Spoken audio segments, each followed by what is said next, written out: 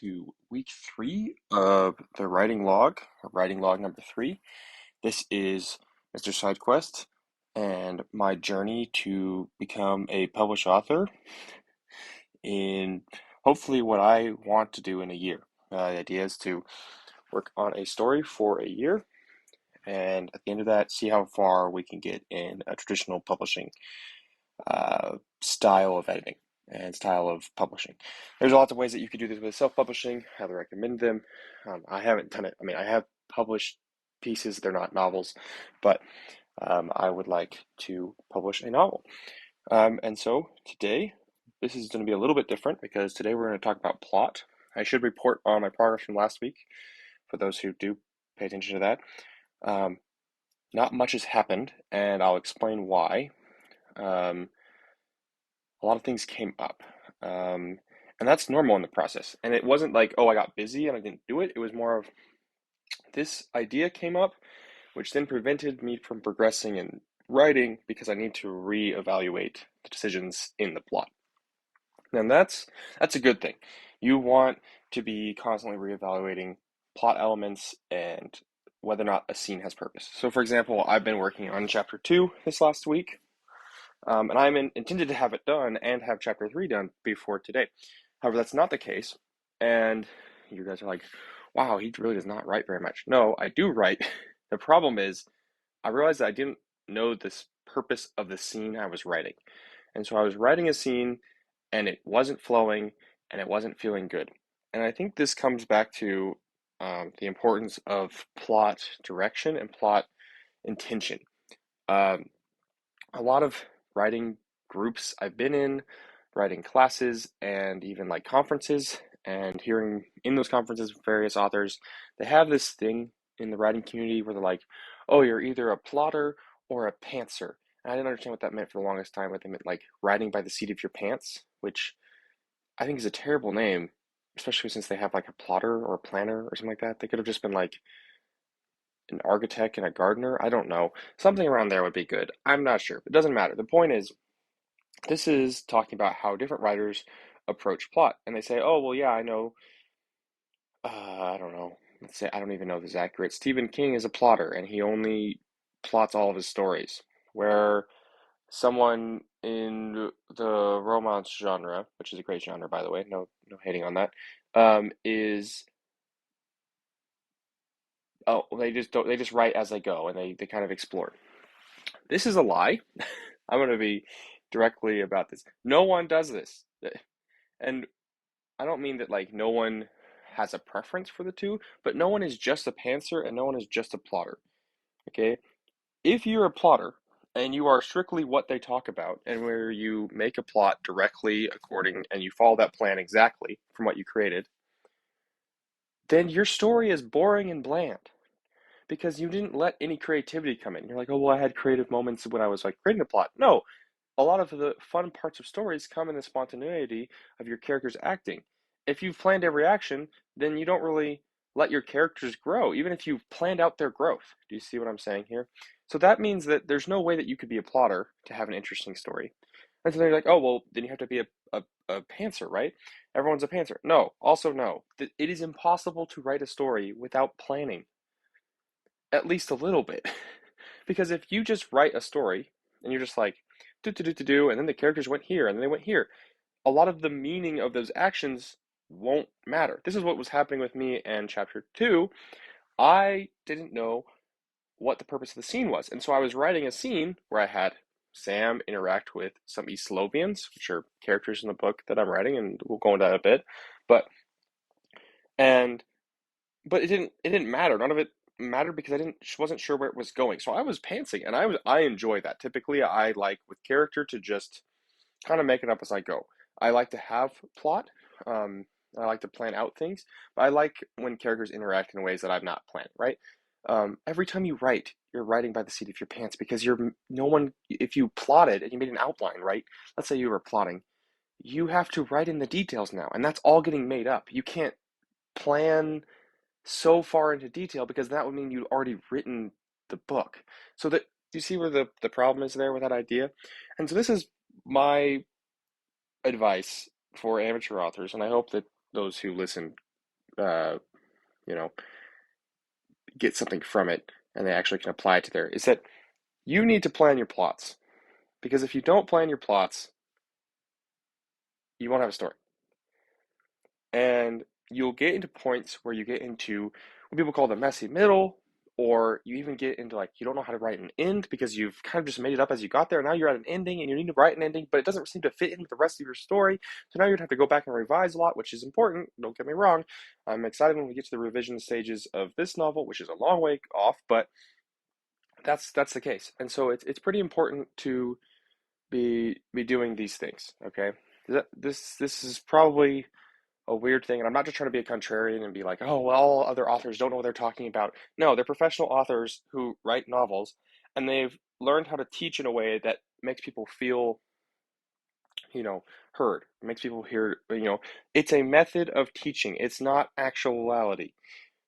You probably prefer one more than the other. However, you need to be doing both in your stories. Otherwise, they're really boring.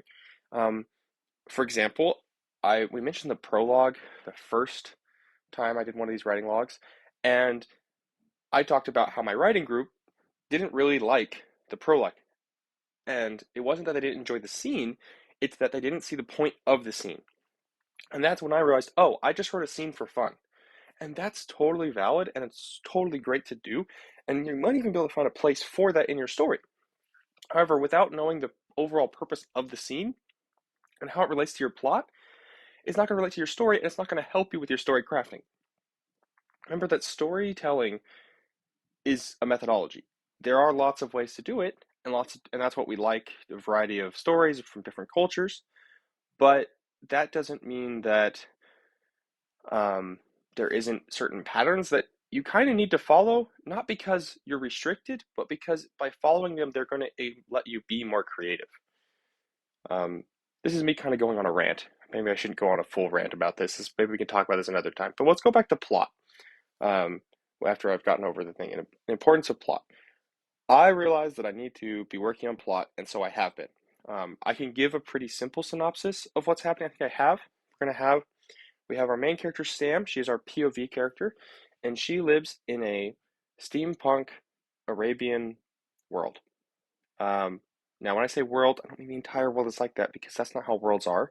I mean, that's her nation, that's where she lives. And before the story starts, about probably like a couple weeks before, an assassination occurs in another nation.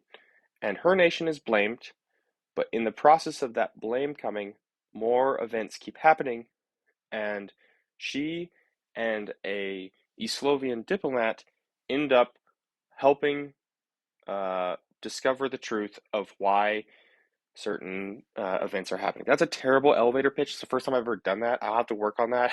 So you guys will hear my elevator pitches, I think, in the future. But that's a kind of breakdown of the plot. And that's what all I had up until the last week. And that's not good. I need to be planning out a beginning, a middle, and end. I need to be planning out climax. I need to be planning out when characters should be interacting and why they should be interacting those ways. And you're like, oh, now you're really a plotzer. You're not a pantser at all, and that's why you're telling me these things. No, no, no. I love having characters interact with each other, but I do need a purpose for them to be interacting with each other. Because if they don't have a purpose, then they're just talking and they're just having a conversation, and that's good practice. But I'm writing a story. I'm not just writing a character piece. And I think there are places for that, but I think that's the difference between um, amateur writing and amateur novelistic. I don't know what's the phrase for that. Making a novel as an amateur. Okay, your goal is no longer just to enjoy writing. You should still be enjoying writing, but you no longer just make enjoyable writing, but also to make writing that develops and creates a story. I think you can see this in a lot of other really famous stories, like and the places where people got bored. For example, Lord of the Rings. Sure, we'll use Lord of the Rings. It's got the most basic examples for being bored. There's a part where they listen to a story about a character in history for a way too long, and it's like poetic. That's J.R. Tolkien being cool and saying, "Look, I can do this cool world building thing, and I can do all this awesome, you know, here's some characters interacting and learning from each other." But there isn't the purpose of that scene isn't clear, and especially to the reader. It might have been really clear to the readers of that time period, maybe. I don't know. I think a lot of people don't like that. Tom Bombadil and all that stuff. It's just not good. Um, and that might even be in The Hobbit. Can't remember. I don't know these things. I'm not a Tolkien nerd. But the point is, if you don't have a purpose for your scene, and that purpose isn't clear to your reader, you're going to have problems.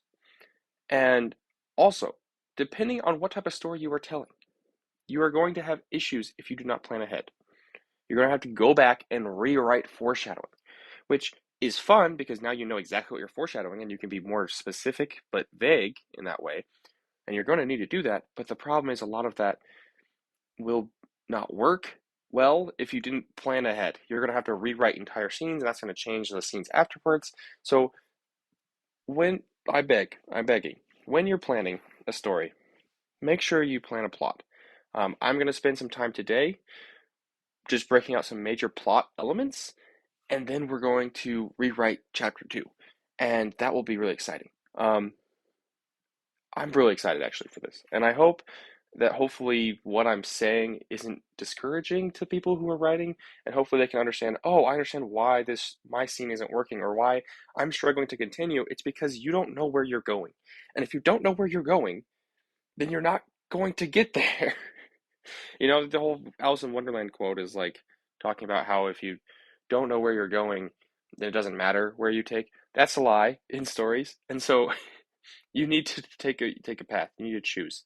And I think it will work out if you do so. Um, some brief updates, just because I forgot to mention at the beginning. I did have someone read over chapter one. Only one person because my writing group is a little split up right now. I need to figure that out. There's just too many people on vacations and stuff.